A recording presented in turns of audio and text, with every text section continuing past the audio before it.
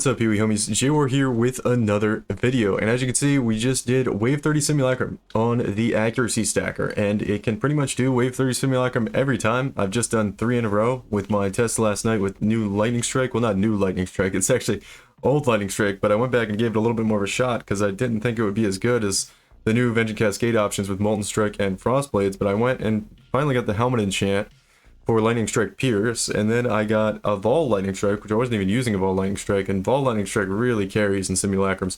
So it's somewhat subjective and somewhat situational, but Lightning Strike might be the best option still, even after all these new things we've tried out. So I still think Molten Strike's single target damage is probably better, but the clear and the single target damage on Lightning Strike is more than enough to get you through most situations. Now, a couple things we're going to talk about in this video is we're going to go over min-max options for the build. A lot of people have been asking me about what do I do to upgrade it. I want to upgrade it further. How do I take it even further? So I'm going to go over that, and because I went over it briefly in the other video, the other thing I wanted to talk about is different things you need to do for the different skill gems you're going to want to use. Mainly it's helmet enchants, but mostly for Frostblades. There's a projectile speed breakpoint you want to hit, so I'll go over that in this video as well for the different things you want to do for using the different skill gems, because a lot of people just want to do what they think is cool, which is I think is awesome, right? Play what you like, don't play like what's necessarily the highest number output, right? At a certain point it kind of doesn't really matter. In PoE you're killing the boss in 0.8 seconds versus 0.5 seconds. Who really cares, right?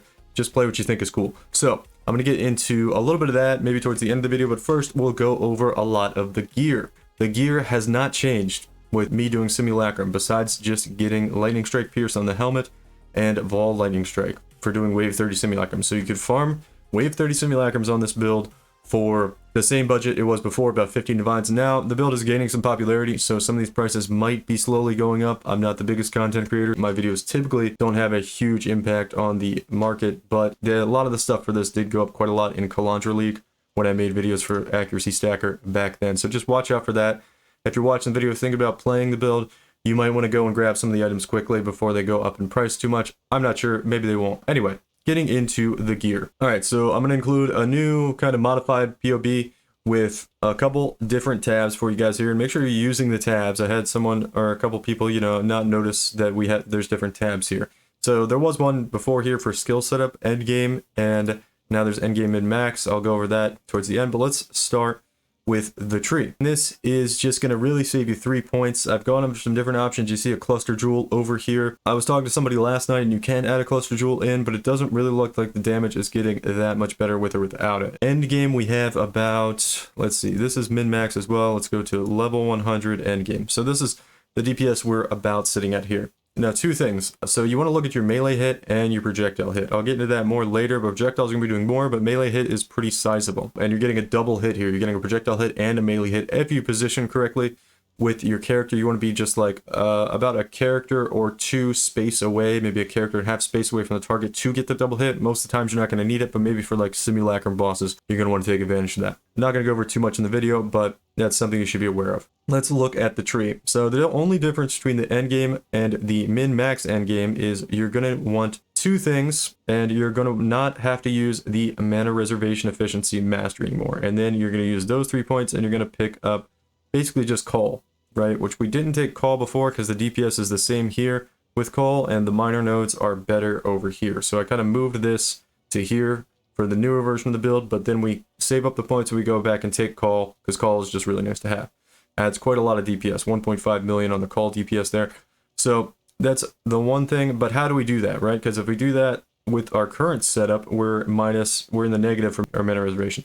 So what you have to do is you have to get this Obscurantis helmet with mana cost, a corrupted one with cost and reservation multiplier. Now this is going to be pretty expensive because you're going to have to go pay a lab runner probably to enchant it afterwards as well. You need that, and then your mana reservation gets to 4%, which is fine. But another step you can do to go even farther for the endgame jewels we'll look at is you can get a level 4 Enlighten, which usually I was only using a level 3, and then you can go to 59 unreserved mana. Why does this matter? Well, this matters because we could change out what we had previously, which was a life tap on our Sniper's Mark, because we wouldn't have had enough mana to use Sniper's Mark with a cost of 33 and only 27 mana to use, so we had to use a life tap to use it. But if we get that level 4 Enlighten with the cost and reservation multiplier on the helmet, we're able to have a 59 mana to spend, right? So then instead of the life tap, we can use Vaal Ancestral Warchief. Now, two things about Vaal Ancestral Warchief.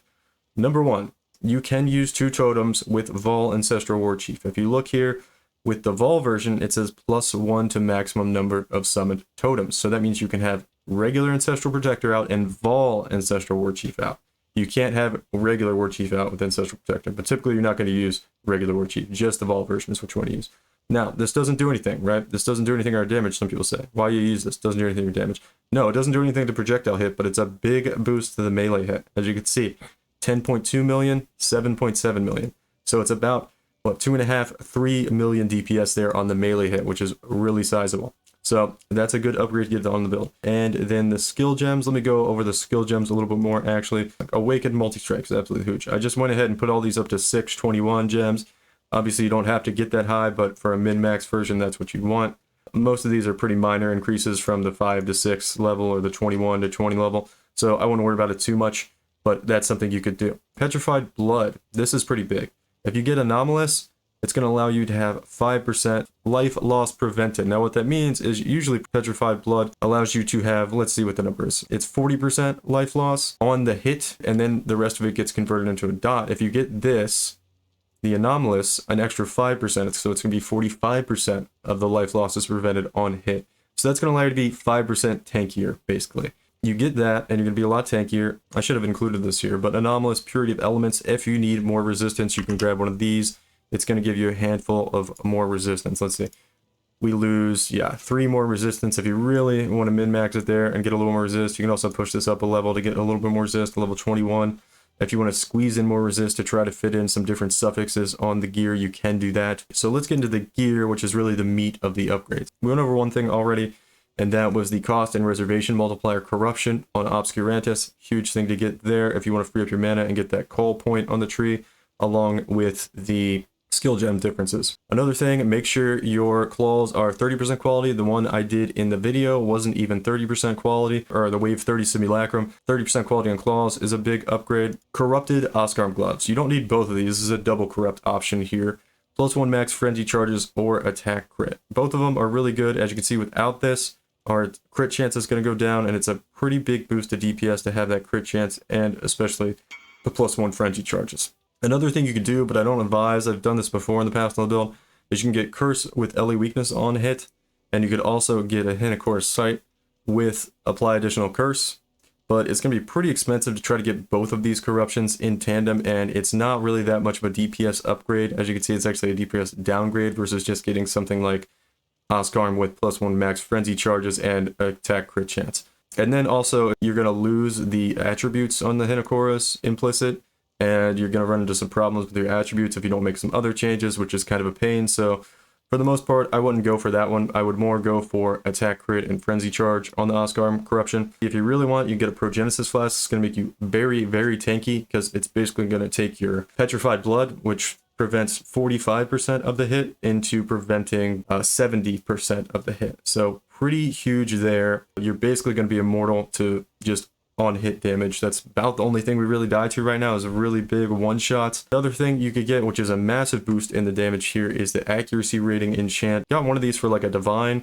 Depends how good the roll is on the Darkness Enthroned, but that's 30% increased accuracy, which as you can see here is about 7% more damage. Another thing you get, the 1 to 160 lightning damage boot enchant is really good, but you could also get the elemental penetration boot enchant, which is even better.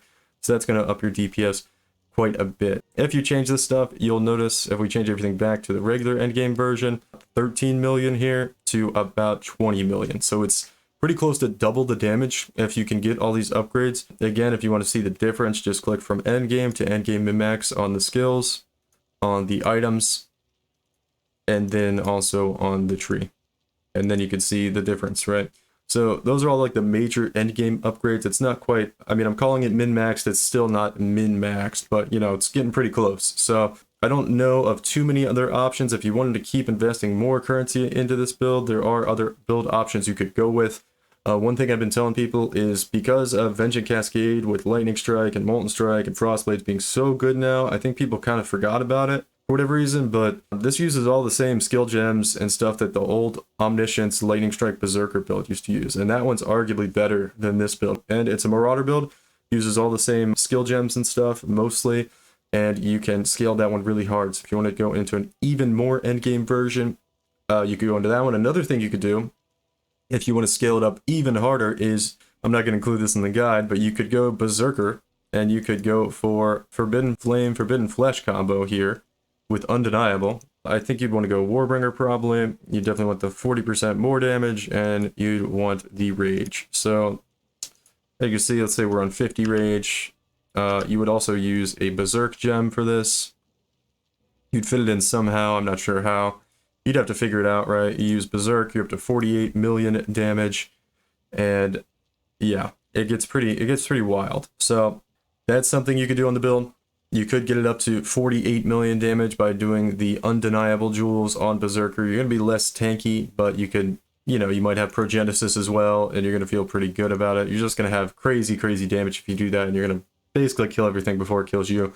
If you really like boosting up the damage, you have a lot of currency to spend, you could do that. You'd probably want to augment some things. Again, I'm not going to go in depth in what to do on this version, but that's another option you could do in addition to like Omniscience Berserker.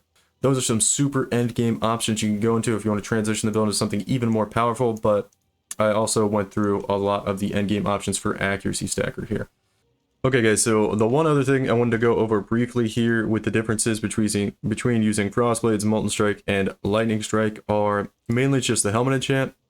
You're going to want Molten Strike fires 2 additional projectiles with Molten Strike. You're going to want Frostblade projectile speed with Frostblades, and you're going to want Lightning Strike pierces 3 additional targets with Lightning Strike. Now, the Frostblades is the only one that requires further changes to do, and basically you want to grab this cluster over here with a jewel that has at least one 8% projectile speed roll on it. So you're going to have to give up some points. You might have to give up this cluster right here, or you can give up like a jewel, and maybe you give up the Mark Master. It kind of hurts to get rid of that one. I would just get rid of this one. It kind of hurts to get rid of that one too, but if you really want to play Frostblade, you should be doing this. And then you take the more projectile speed notable there. You're going to have to give up 4 points somewhere on the tree to take it, but that's what you're going to do if you're playing Frostblades, so you can hit that projectile speed breakpoint on Frostblades. So yeah guys, I'll put a POB out with the video. I had a lot of people asking about this, so here are your different end game upgrades. And yeah, that's going to do it, and thanks for watching.